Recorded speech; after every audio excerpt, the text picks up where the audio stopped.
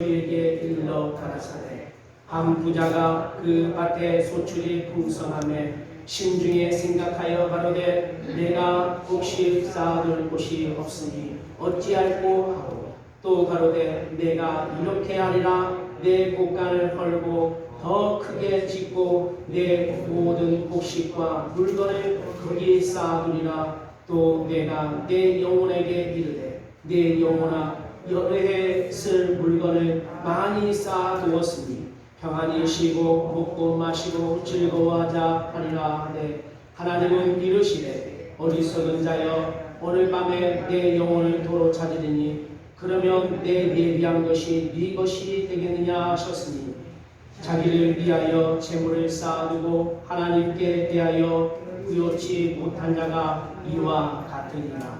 아멘. 489장 하나님 앞에 찬양 올려드립니다.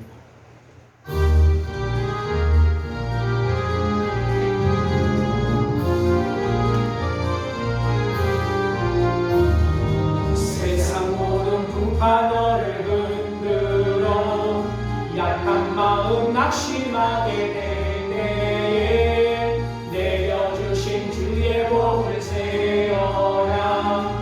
주의 그 신복을 내가 받은 복을 세어 보아라.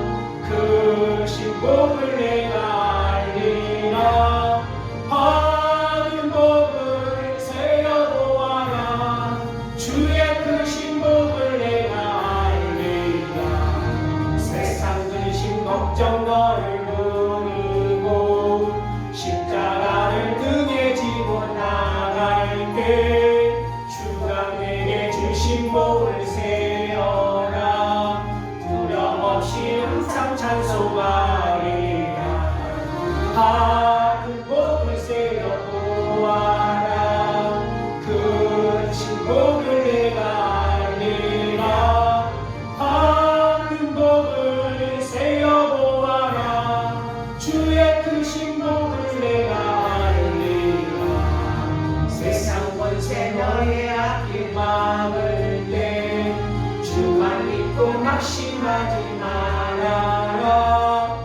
천사들이 너를 보호하리니 염려 없이 앞만 보고 나가라. 받은 복을 세어 보아라. 그 신복을 내가 알리라. 받은 복을 세어 보아라. 주의 그 신복을 내가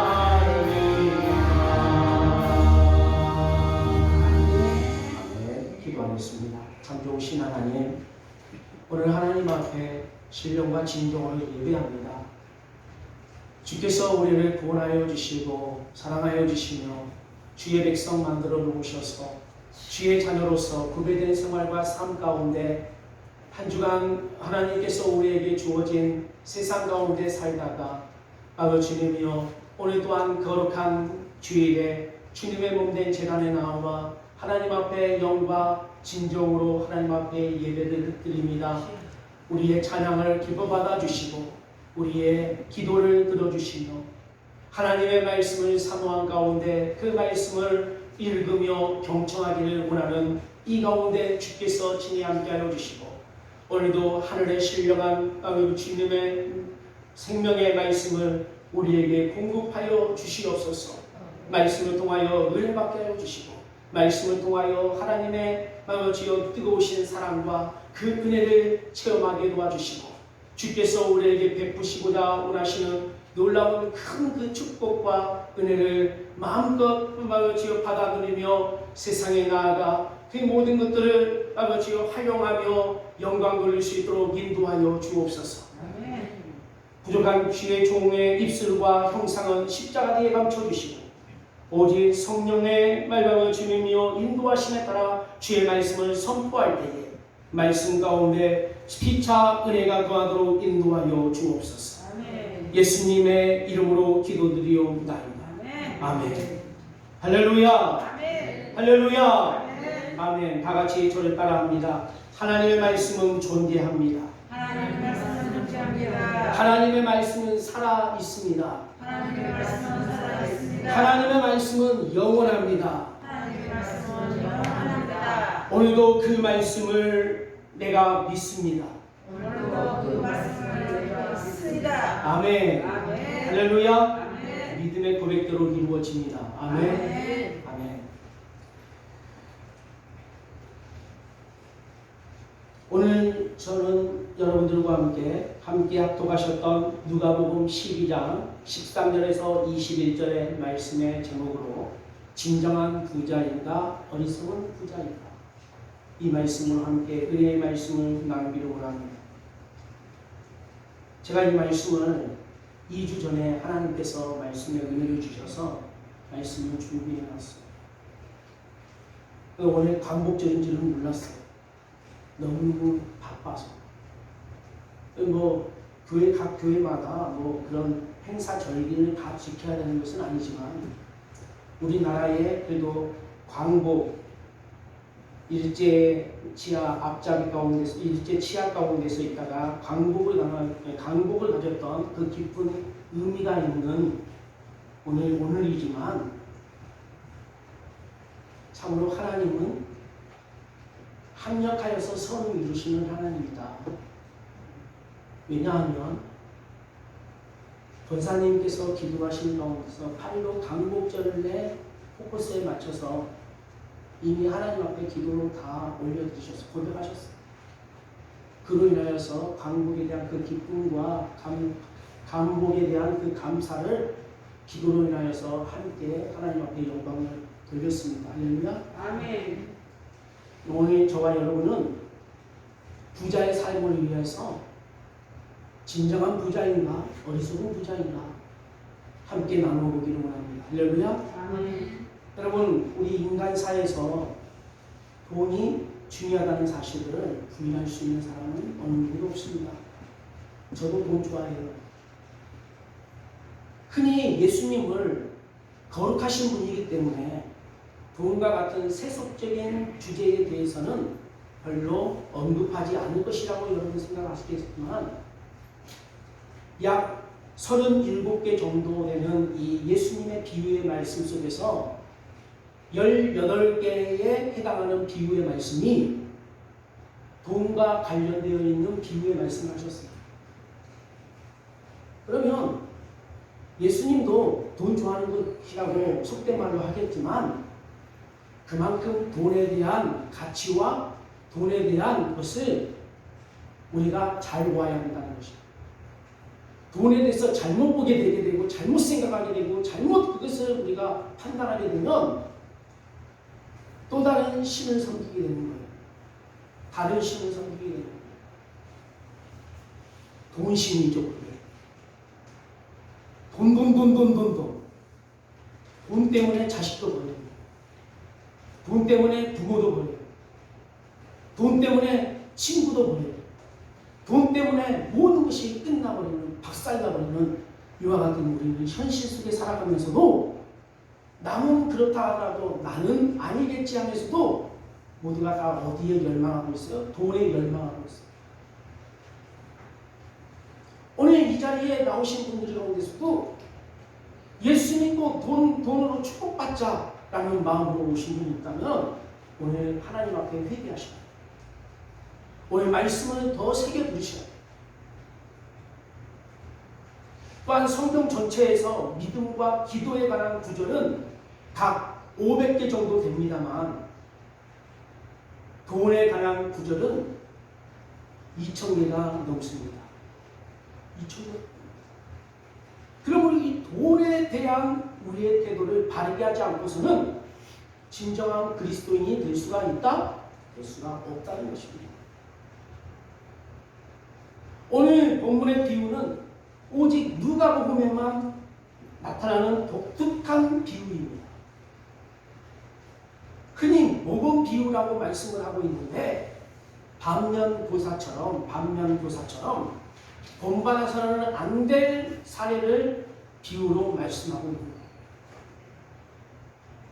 비유를 촉발시킨 그 계기가 어디에 있느냐?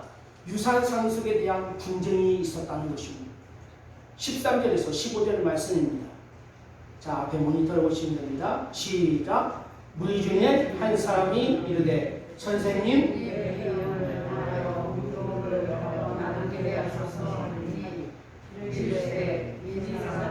누가 나를 너희의 재판장이나 물건 나누는 자로 세웠느냐 하시고 저희에게 이르시되 삼가 모든 탐심을 물리치라 사람의 생명이 너희의 그 소리에 넉넉한 데 있지 아니하리라 하시고 아멘. 그 당시에 존경받는 랍비의 경우에 이와 같은 분쟁이 있을 때에 재판장의 역할을 하는 일들이 종종 있었습니다. 랍비들이.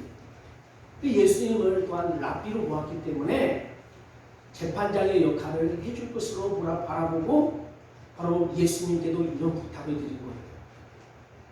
하지만 예수님은 정중히 거절을 했어요. 누가 나를 재판장으로 세웠느냐? 나는 재판장이 되지 못한다.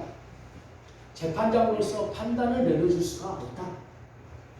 아마도 재산 상속 문제로 다투는 형제들은 둘 다 문제가 있다고 보셨기 때문에 그렇고 싸운다면 여러분 어디에 왜 싸우겠습니까? 둘 다 똑같은 것입니다. 똑같은 다르면은 싸울 수가 없어요. 싸울 문제가 되지를 못해요. 똑같으니까 싸우는 거예요. 다시 말해서 누가 더 옳은지 중재해봤자 두 형제 가운데서 누구의 탐욕이 더 옳은가 판정을 내려줄 수밖에 없는 그런 재판의 일이기 때문에 예수님이 나는 그와 같은 일에 개입하지 않겠다라고 하신 거예요. 그 대신에 예수님은 훨씬 더 본질적인 문제를 놓고 언급해 주고 계십니다. 15절 말씀 여러분 보셨던 것처럼 15절로 보세요. 저희에게 이르시되 삼가 모든 탐심을 물리치라 사람의 생명이 그 소유에 넉넉한 데 있지 아니하니라. 형제가 상속 문제로 싸움을 벌인다고 하는 것은 틀림없이 탐심 때문이에요. 누가 더 많이 가질까? 누가 더 1원 한 장 더 챙길까? 10원 한 장이라도 더 챙길까? 라고 생각하는 거예요. 근데 이 탐심은 원죄로 같이 거슬러 올라가게 되면 아담과 하와가 왜 죄를 범하였어요? 탐심 때문에 이루어졌어요. 탐심. 하나님은 바로 그들에게 동산 모든 각종 모든 열매와 모든 것들을 나눌 수 있도록 허락하여 주셨어요. 대신에 동산 중앙에 있는 선악을 알려는 저 선악과만큼은 하나님이 먹지 말라고 하셨어요. 거기에는 손대지 말라고 하셨어요. 그거 먹으면 죽는다고 하시면서 그거의 주권은 하나님께 달려있음을 하나님이 선포하셨어요. 먹지 말라고 손대지 말라고 했어요. 손댔다는 거죠. 손대려고 하는 걸 한다. 손댔다고 하는 것은 뭡니까? 뭐 때문에 손댔습니까? 욕심 때문에 손댔어요. 탐심. 그 탐심의 마음을 가지고 와서 계속해서 충동하면서 유혹하는 이가 누굽니까? 사단 마귀인 것이죠. 오늘날에도 계속해서 우리에게 탐심을 이와 같이 탐심을 넣어주면서 탐심의 백신을 넣어주면서 이 탐심으로 인하여서 하나님의 것까지도 빼앗아서 너 것으로 이와 같이 취하고 만들어 나가며 살아가는 하나님이 어디 있어? 내가 노력하고 수고해서 얻은 것이지 뭔 하나님께 맞춰. 내가 어렵게 수고하고 땀 흘려서 야같이 대가를 받아낸 것이지 하나님이 뭘 도와줘.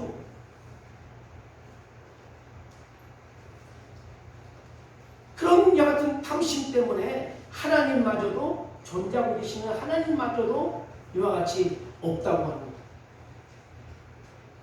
그래서 예수님께서 먼저 탐심을 경계하라고 충고하고 있는 것입니다. 또한 사람의 생명이 소유에 많고 적음에 있지 않다는 거예요.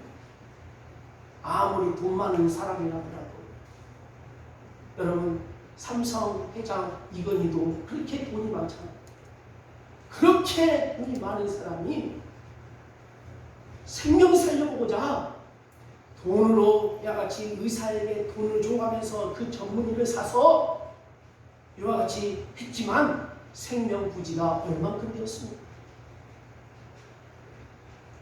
얼마나 살았어요? 다 인생 살다가 간 만큼 살다가 갔어요. 더 살았어요? 돈 많아서? 오히려 돈 없는 사람이 더 오래 사는 사람들을 봤어요. 헐벗고 굶주리고 못 먹고 못 사는 가운데서도 100살이 넘게 사시는 분들도 계시더라고요. 근데 그 사람을 어디서 도와줘? 나라에서 도와줘. 사회복지사에서. 이처럼 예수님께서는 소유에 많고 적음에 달려있지 않다. 너희들의 생명. 인생의 가치가 경제적인 소유 하나로 평가가 될 수가 없다는 말씀인 겁니다.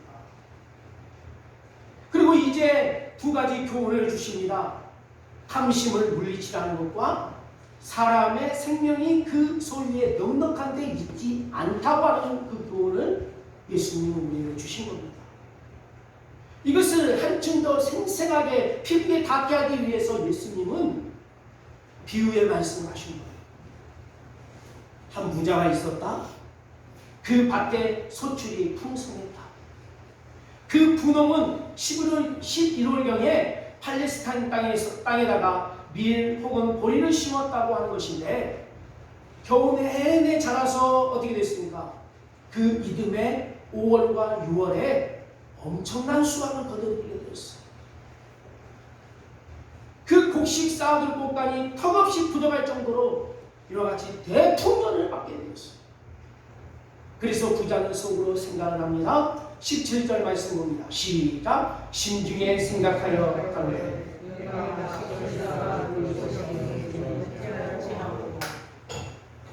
여러분 이 생각 한 번쯤 해봤습니까?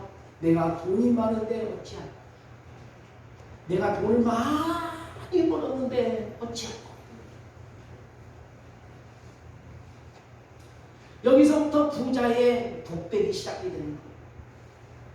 비유를 야같이 이루는 핵심이 이 독백으로부터 시작하여서 19절까지 계속해서 이루어져 갑니다. 여러분 아마 이 부자처럼 갑자기 벼락부자 되었다. 대박이 났다거나 했을 때 어느 누구라도 그 부를 어떻게 쌓아둘지 어떻게 사용해야 할지 생각 안 하겠냐고요. 생각이 있는 사람은 다 생각할 거예요. 그래서 부자는 결단을 내렸어요. 18절 시작. 또 가로되 내가 이렇게 하리라. 내 곳간을 헐고 더 크게 짓고 내 모든 물건과 곡식과 물건을 거기 쌓아두리라. 기존에 있는 곳간도 적지 않은데 더 큰 곳간을 짓겠다고 하는 거예요. 현재 있는 곳간 옆에다가 부속 건물로 지어도 되는데도 불구하고 그것까지도 허물어버리고 있는 것조차도 허물어버리고 더 크게 넓게 지어다. 그런데 문제는 그 다음에 나타납니다. 19절 시작. 또 내가 내 영혼에게 이르되 영혼아 여러 해 쓴 물건을 많이 쌓아두었으니 평안히 쉬고 먹고 마시고 즐거워하자 하되 이렇게 훨씬 더 큰 곳간을 새로 만들어서 그곳에 곡식을 저장할 경우에 보장된 자신의 미래에 대한 모습을 혼잣말로 야같이 하는 거예요. 뭐라고요? 야, 내 영혼아, 여러 해 쓸 물건을 많이 쌓아두었으니 평안히 먹고 쉬고 먹고 쉬고 쉬고 먹고 마시고 즐거워하자. 영혼이라고 하는 이 말은 육체와 구별되는 우리 인격의 한 부분이 아닌 자기 자신에게 말을 던진 거예요. 자기 자신에게. 쉽게 말해서 그 사람의 이름이 홍길동이면 야 홍길동아 너는 엄청난 곡식을 큰 목걸에다가 이제 쏘아두었으니 저장해 놓았으니 앞으로 여러 해 동안 걱정할 필요가 없구나. 노후도 보상이 되고 자식 마음대로 야같이 나도 그 모든 것들을 다 먹으며 누리며 나아갈 수 있게 되었으니 야같이 하면서 쉬고 먹고 마시고 즐거워하자. 여러분, 이건 그냥요 이야기가 아니에요. 예수님이 그냥 비유의 말씀이라고 해서 없는 얘기 지어낸 얘기가 아니라는 거예요. 예수님이 당시에 비유의 말씀을 하셨던 것은 입장이 곤란해, 듣는 사람의 가운데서 입장이 곤란하고 그 가운데서도 했을 때에 화근이 나타나고 뭔가 분쟁이 나타나고 그와 같이 심한 갈등과 내분이 일어날 것 같은 이와 같은 상황 속에서는 예수님이 어떻게 비유의 말씀을 하셨어요. 근데 그 비유의 말씀이 사실 그 생활의 삶 가운데서 있었던 있는 일을 얘기합니다. 있는 일. 그런데 거기에 아무개라고 하는 이름이 들어가는 특정한 인물이 들어간 것이 아니고 누가 그랬다고 하는 얘기가 아니라 어떤 한 사람이 있었다. 어떤 한 부자가 있었다. 이렇게 바로 비유로서 말씀을 하십니다. 그런데 이것을 듣던 제자들과 듣던 많은 믿음의 우리들이 그 비유의 말씀을 아주 머리를 속속속 새겨질 수 있도록 들었다는 거예요. 놀랍지 않습니까? 비유의 말씀인데도 속속속 새겨지도록, 그리고 공감대가 형성되는 말을 하셨다는 거예요. 여러분, 오늘 이 시대 속에서도 보니까 8.15 강국 이후에 우리나라의 경제적인 활동과 6.25 대란을 이후에 그때의 상황을 보게 된다면 어떻습니까? 어떤 가수가 노래 부르요. 야, 뛰지 마라. 배 꺼진다. 라고 하는 그 노래가 절실히 맞는 뼈 같은 생활이 되죠. 그러나 오늘날 이 시대 가운데 이렇게 급성장하면서 급발전하여서 오늘날의 이 시대가 오니까 사람들이 다 어떻습니까? 은행에다가 돈을 넣지 않아요. 곳간에다가 쌓아두지 않아요. 있는 대로 어떻게 합니까? 벌어들인 대로 쉬고 먹고 마시고 즐거워하는 곳에 여같이 쓰는 거예요. 그리고 없으면 또 야같이 열심히 또 일하는 거예요. 무엇에 의해서? 쉬고 먹고 마시고 즐기기 위해서. 그런데 성경에 뭐라고 합니까? 진정한 부자라고 얘기하십니까? 어리석은 부자라고 합니다. 어리석은 부자를 놓고 비유를 하고 있는 거예요.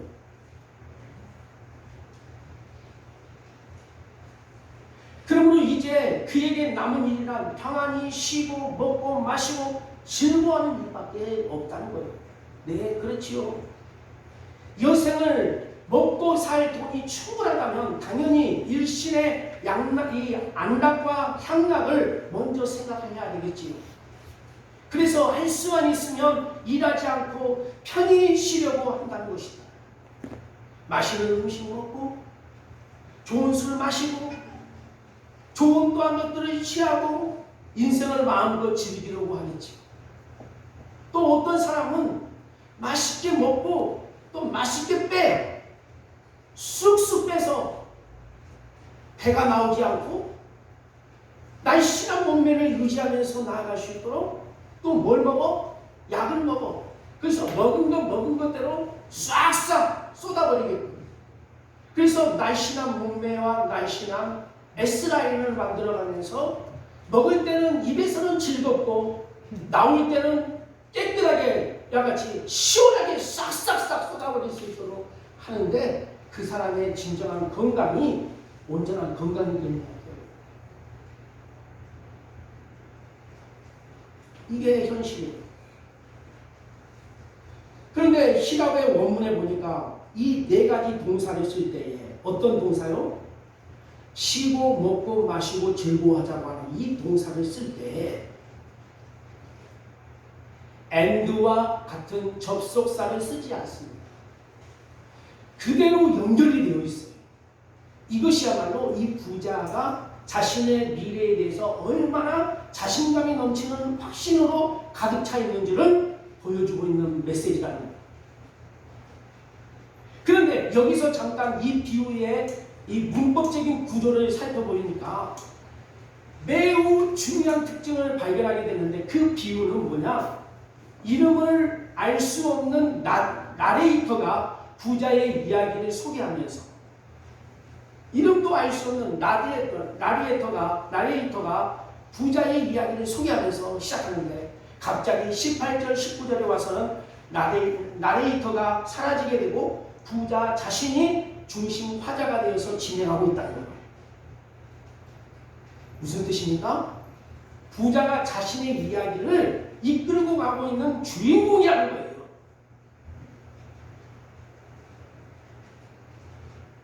나레이터가 계속해서 이야기했다면 상황이 달라지게 될 수 있어요. 국어 문법적으로. 그런데 나레이터는 없어지게 되고 여기에 바로 그 등장하고 있는 그 인물이 끌고 나가더라는 거죠. 이야기 화자를 만들어가더라는 거죠. 그 만들어간 얘기가 뭡니까? 쉬고 먹고 마시고 즐거워하자. 쌓아두자. 곡단을 더 크게 짓자. 여기에서 보니까 여러분 영어 성경을 보니까요. 나라고 하는 아이, 나라고 하는 이 1인칭 주격이 6차례 나와요. 나이라고 하는 마이라고 하는 나이가 1인칭 단순 소유격인 5차례가 나옵니다.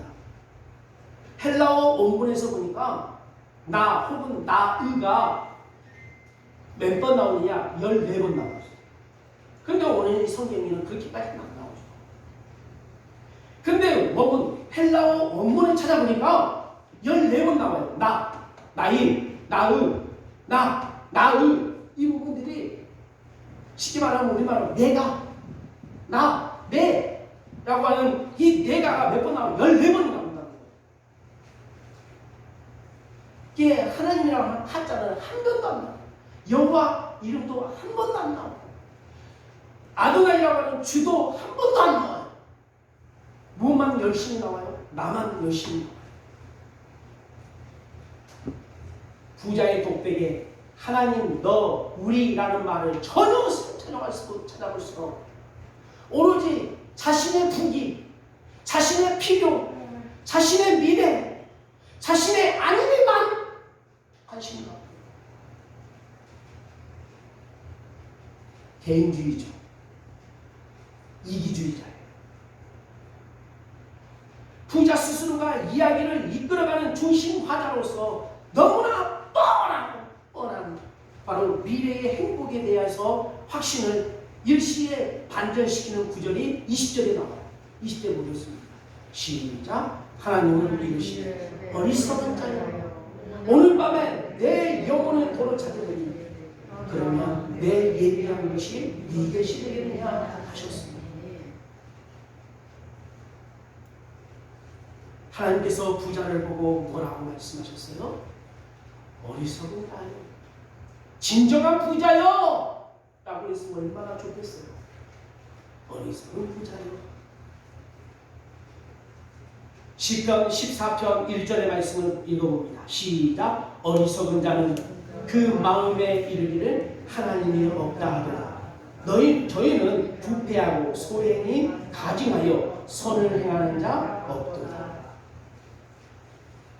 왜 예수님 하나님이 어리석은 자라고 하는 이 말을 쓰셨는지 이제 알겠지요. 마음에 이르기를 하나님이 없다. 이 사람은 하나님이 어리석은 자로 본다는 거예요. 그런데 저희는 부패하고 소행이 가증하여 선을 행하는 자가 없다는 거예요. 지금 이 부자에게는 하나님이 없어요. 오로지 자신의 소유를 어떻게 축적하고 순전히 자신의 안위를 위하여서 그 소유를 어떻게 쓸 것인가에 대해서 관심만 둘 뿐이에요. 거기에 자식도 나오지 않았어요. 나를 위하여서 내가 곡식을 쌓아도 내가 이렇게 하리라. 내 곡간을 걸고 내 모든 곡식과 물건을 거기 쌓아두려. 내가 내 영혼에게 이르되 내가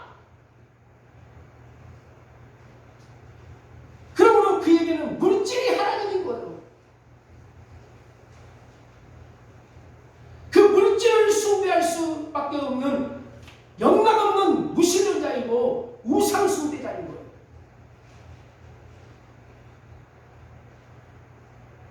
진정으로 여러분 가슴에 손을 놓고 한번 여러분 고백해 보시고 한번 돌이켜 보시기를 바랍니다. 한 주간 사는 가운데서 나는 한 주에 하루에 한 시간에 나는 하나님 몇 번 불렀는가? 하나님 몇 번 찾았는가? 하나님을 몇 번을 고백하면서 그의 이름을 찬양하였는가?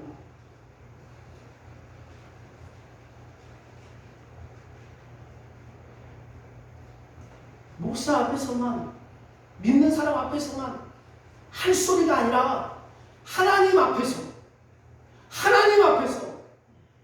얼만큼 하나님 찾았느냐. 사랑하는 성도 여러분, 예수님께서 이 비유를 말씀하신 이유는 유산 상속 문제로 다투는 형제들과 비유를 듣는 그 무리에게 삼가 탐심을 경계하라고 하는 말씀을 하시는 거예요. 소유에 대한 바른 태도를 가져라는 거예요. 소유에 대한 바른 태도. 사실 예수님은 그 어느 곳에도 그리고 그 자체가 잘못이라고 말씀하지 않았어요. 부가 부와 같이 부자로서 부유한 생활을 풍요롭게 한다고 하는 것에 그 자체가 죄다라고 말씀하지는 않았어요.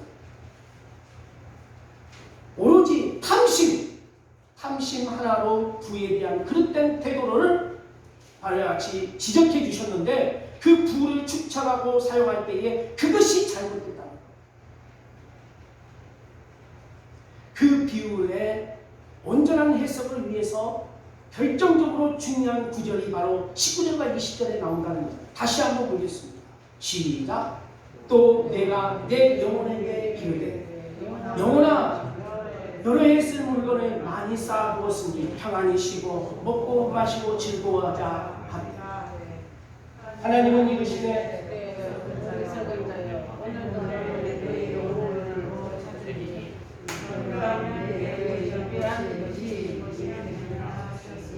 여러분, 오늘 본문에 등장하는 이 부자가 왜 어리석은 부자인지를 여러분 이제 아시겠어요?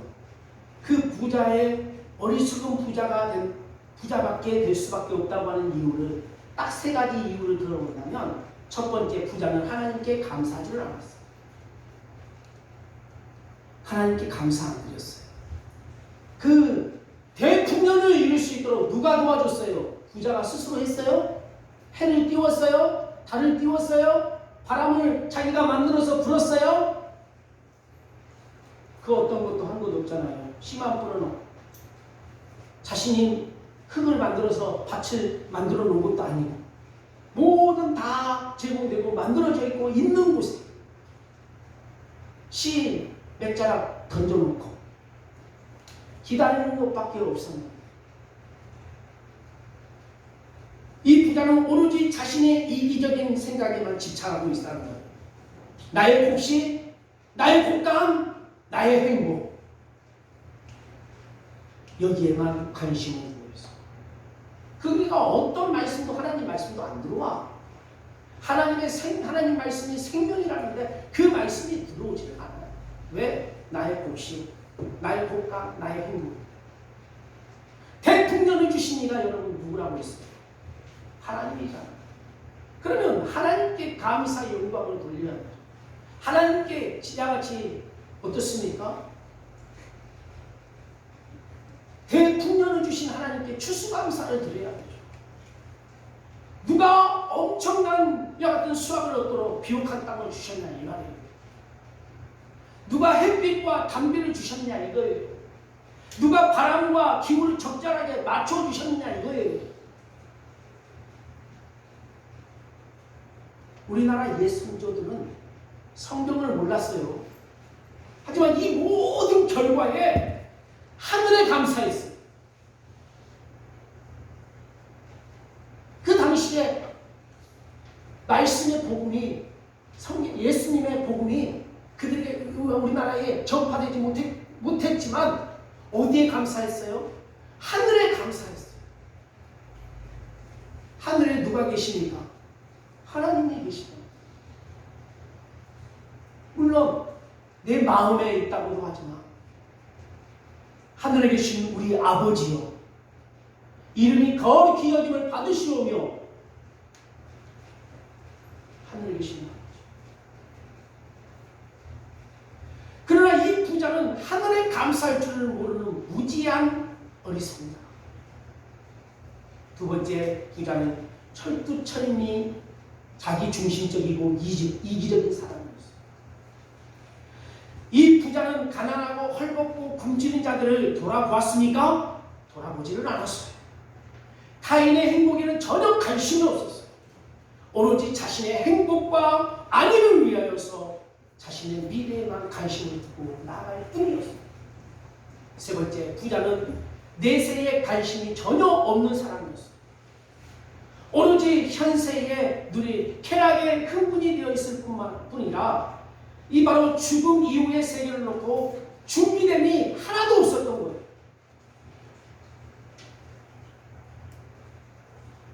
여러분, 대풍년을 놓고 이제 다 목간에 쌓아두고 이제 쉬고 먹고 마시자니 마시고 즐기자 하면서 하고 있는데 자신의 생명을 이와 같이 가져가시겠다고 하나님이 데려가신다면 얼마나 여러분 허무하겠어요.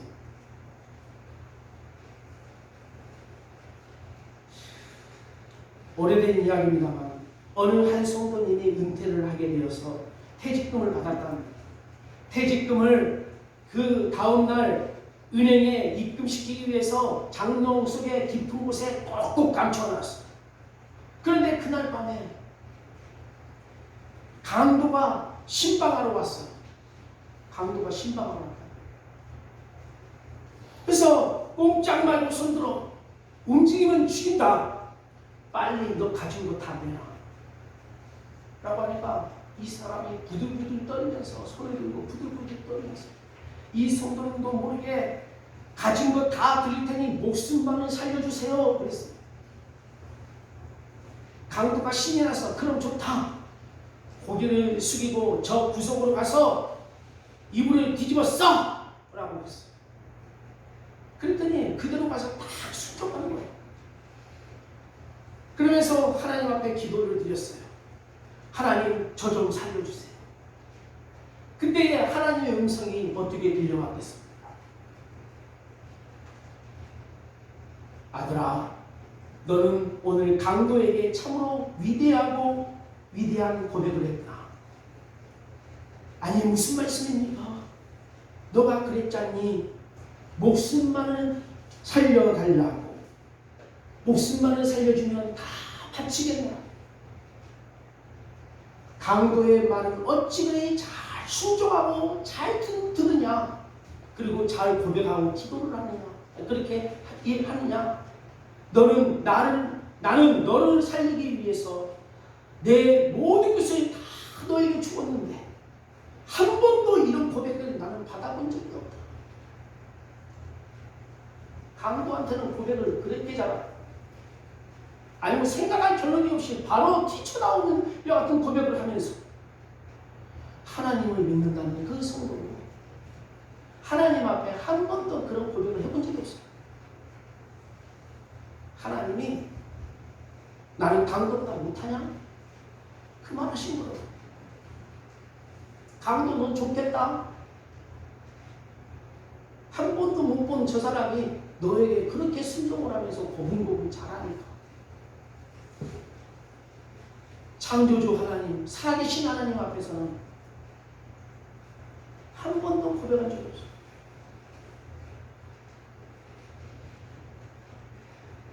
내가 들어야 할 신앙 고백을 오늘도 강도가 들었구나 라고 하나님은 이 성도에게 말씀을 하셨다는 거죠. 이에 성도님은 얼마나 부끄러웠는지 그때부터 크게 하나님 앞에 회개하고 다시 돌이켜서 이제 하나님을 절실히 하나님을 찬양하고 하나님만을 위하여서 살았다. 그저 재산을 창고에 가득 쌓아둔 채 지금 여기서 편안히 쉬고 먹고 마시고 원 없이 향락을 누리며 사는 이 땅의 일에만 관심을 여러분들 기울이고 있습니까? 여러분, 어리석은 부자라는 거예요. 진정한 부자는 어떤 부자입니까? 그가 많은 많이 가졌던 그가 적게 가졌던 바로 가졌던 그 소유물로 하나님께 감사할 수 있는 사람이 진정한 부자라는 거예요. 이상하게도 저는 사람들이 저를 만나면 부자라고 해요. 부자라고 해요. 저한테. 그러면서 자식들과 같이 키워가는 데 있어서 힘들었다 얘기하면요, 그렇게 무슨 소리 하는 거냐고.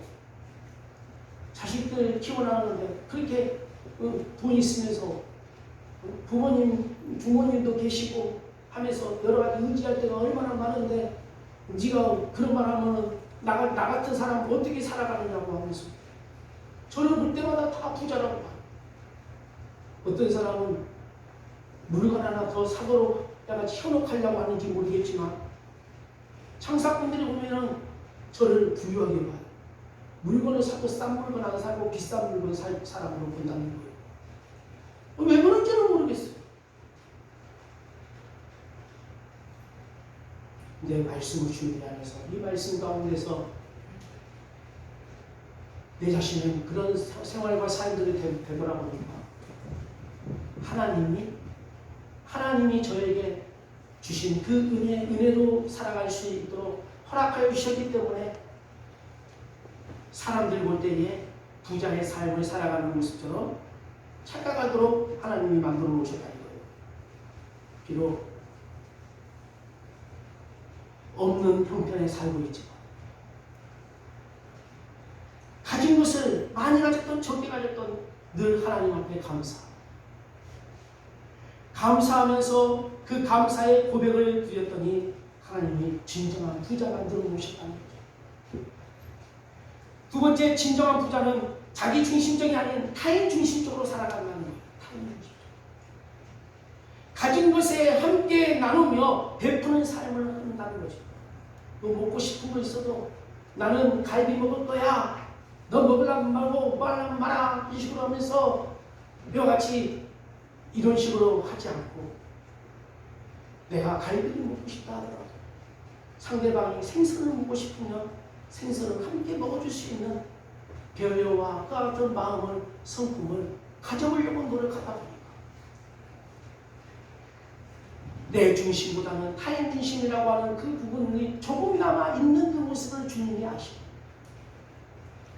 진정한 세 번째 부자는 영원한 세계, 천국에 관심이 있기에 이 땅에 쌓아두지 않고 하늘나라에 쌓아두는 일을 주목적으로 살아간다는 것입니다.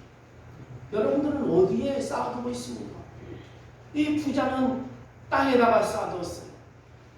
곳간을 더 크게 짓는데 쌓아두야 같이 거기에 연민을 하고 살았어요. 진정한 부자는 하늘에 쌓아둔다는 거예요. 하나님 나라에 쌓아두는 거예요. 하나님께 쌓아두는데 하나님 앞에 진정으로 쌓아두려면 우리가 뭐 다 불로 꼬시라서 올려보내야 된다는 겁니까? 아니라는 거죠. 하나님이 거하시는, 하나님이 임재하시는 바로 예수님의 머리가 되시고 예수님이 야같이 이 교회의 몸이 되신다고 하셨는데 그 머리가 되시고 몸이 되시는 예수님 품에 모든 것들을 안겨드리고 거기에 쌓아두게 되었을 때에 어디다 쌓아두게 되게 만들어주시니까 하나님은 하늘에 쌓아두도록 하나님은 보시는 거죠. 끝으로 사실 돈 자체는 중립적입니다. 돈 자체로는 선하지도 않습니다. 악하지도 않습니다.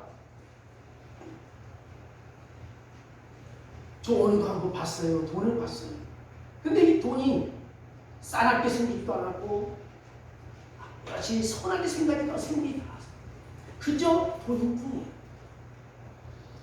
다만 돈을 사용하는 사람이 바른 목적과 바른 정신과 바른 태도로 가지고 쓸 경우에 이것이 약이 되는 것이지만 그렇지 못하는 경우에 독이 되고 만다는 그 사실을 여러분 기억하시길 바랍니다. 하나님께서 보시기에 어리석은 부자가 진정한 부자의 삶을 살아가는 저와 여러분 되기를 주님의 이름으로 축원합니다. 아멘. 기도하겠습니다. 이 시간 오늘 우리 다 같이 기도하겠습니다. 오늘 말씀을 한번 생각하시면서 짧게 우리가 하나님 앞에